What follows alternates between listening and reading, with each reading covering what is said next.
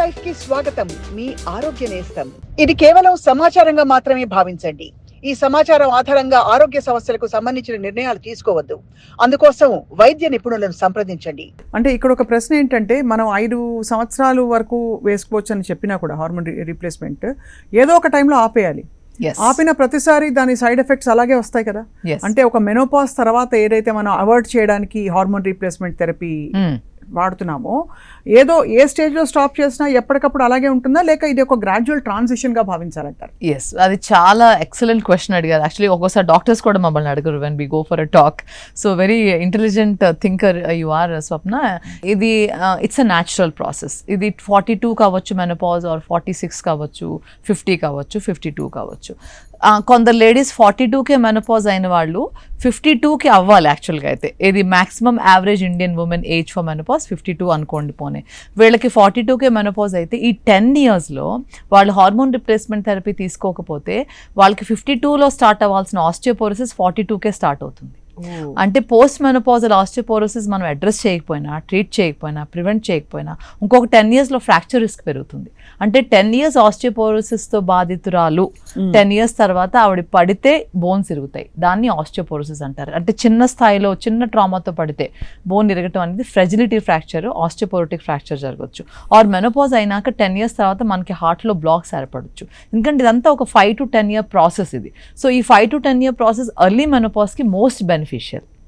తర్వాత timely menopause కి కూడా బెనిఫిషియల్. అయితే లేట్ మెనోపాజ్ కి బెనిఫిషియల్ కాదు. వాళ్ళని మేము అసలు మెనోపాజ్ హార్మోన్ థెరపీ తీసుకోమని అసలు ప్రోత్సహించం కూడా. ఎందుకంటే you have to deal with it.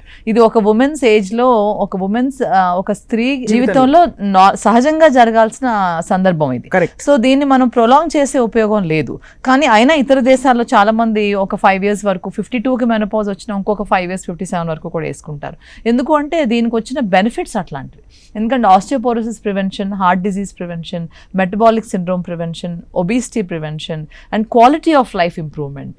దీంతో వాళ్ళకి ఎన్నో ఇంబ్యాలెన్సెస్ని వాళ్ళు సరి చేసుకోగలిగే పరిస్థితి ఏర్పడుతుంది. సో ఒక హెల్ప్ తీసుకోవచ్చు. కానీ ఇది 4-5 years తీసుకున్నాక స్లోగా టేపర్ చేసి అది హై డోస్ని మళ్ళీ హాఫ్ డోస్ చేసి, హాఫ్ డోస్ని మైక్రోనైజ్ చేసి, తర్వాత మనం స్టాప్ చేసి మళ్ళీ ప్లాంట్ ఎస్ట్రోజన్స్కి పెట్టి కాల్షియం డెఫిషియన్సీస్ అన్ని పూడ్చి, తర్వాత వాళ్ళకి సైకలాజికల్ ఇష్యూస్ ఏమైనా ఉంటే చూసి, ఇతర హార్ట్ టెస్ట్లు అన్ని చేయించి దానికి కావాల్సినవన్నీ చూస్తా ఓవరాల్ మేనేజ్మెంట్కి మెల్లిమెల్లిగా వాళ్ళని వీన్ ఆఫ్ చేయాలి. ఈ వీన్ ఆఫ్ చేయడం కూడా చాలా ఇంపార్టెంట్. ఎందుకంటే ఇది మనం న్యాచురల్ ప్రాసెస్ని వ్యతిరేకంగా అన్యాచురల్గా ప్రొలాంగ్ చేస్తే కూడా వచ్చే ఎన్నో ఇబ్బందుల్ని మళ్ళీ మనకు ఎన్ని కాంట్రా ఇండికేషన్స్ ఇస్తాయి, అవి మనకి చాలా రిస్క్ ఫ్యాక్టర్స్ చూపిస్తాయి.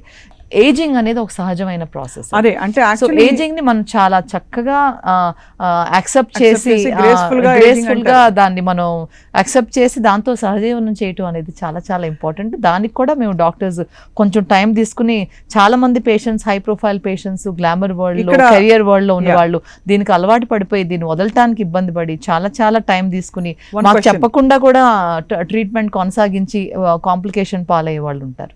ఇది కేవలం సమాచారంగా మాత్రమే భావించండి. ఈ సమాచారం ఆధారంగా ఆరోగ్య సమస్యలకు సంబంధించిన నిర్ణయాలు తీసుకోవద్దు. అందుకోసం వైద్య నిపుణులను సంప్రదించండి.